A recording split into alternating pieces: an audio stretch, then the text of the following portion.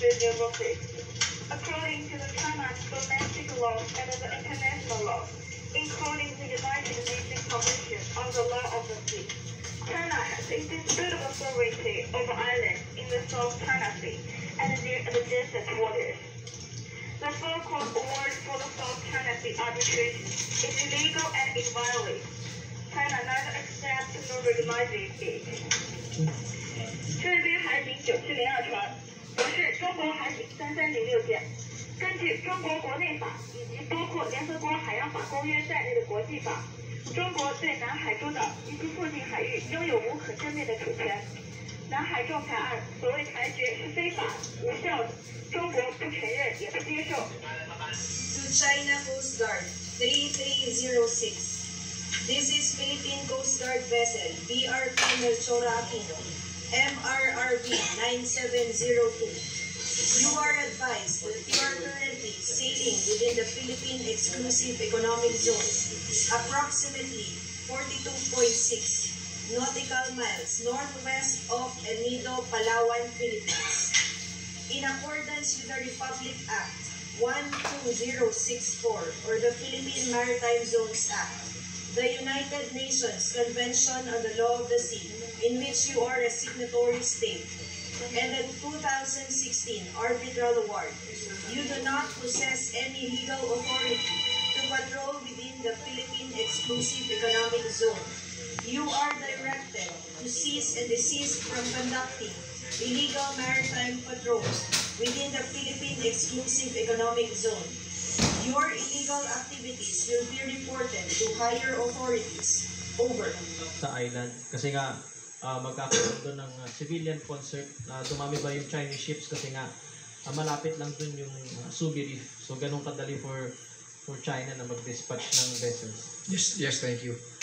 First and foremost, I'd like to say that the vicinity of Pag-asa has a normal presence of maritime militia and the Coast Guard, sapagkat ito ay malapit sa Subi Reef. So at any one time, you will notice that there are a good number of maritime militia vessels and the Chinese Coast Guard. From the Atinto, they started sailing early this morning. The last report from the group was that they were being tailed by 2 Chinese Coast Guard vessels. Atinito is a civil society effort. They have done all the coordination with the appropriate government agencies prior to the conduct of the activity. We fully support them, the Philippine Navy, the AFP, and even other government agencies in the maritime domain are prepared to respond to support anything that they would need while conducting their concert at sea.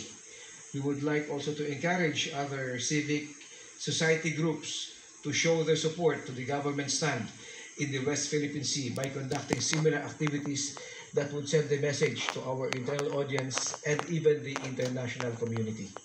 Pero as of latest monitoring, sir, may significant increase ba dun sa vicinity ng Pag-asa Island ng Chinese vessels? There's been no significant increase.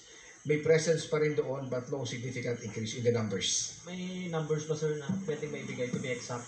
I'll get that because we are doing this on a monthly basis. End of the month, tayo nagbibigay ng numbers. I know naman this is a civilian mission and meron naman tayong civilian vessel mula sa Philippine Coast Guard para magbantay to ensure the safety ng mga participants. Pero for the part po ng AFP, ano lang din yung kumbaga contingency or magiging participation natin in terms of protecting the mission. Western Command is monitoring the activity. There are appropriate contingencies in place in the event na kakailanganin ang response ng AFP. Thank you, sir. Thank you very much. Any other questions for Rear Admiral? Chinese Coast Guard vessels from the Atinito convoy. Hindi binanggit sa atin. I just received the report a few minutes, almost an hour ago, that they're being tailed by 2 Chinese Coast Guard vessels. I'm still getting more details on that.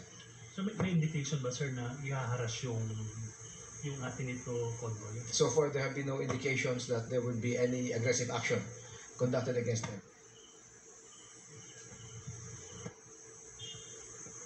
Sir, good morning. Sir, have we identified yung dalawang Chinese Coast Guard vessels? Wala pa din given yet. And meron bang request yung Atinito convoy na, back up daw sila, backupan sila? So far, wala pa naman. Wala pa naman. But again, nevertheless, the Coast Guard, the DFAR, Philippine Navy, the AFP, all government agencies are in close coordination for any eventuality. Thank you very much, sir. Yes,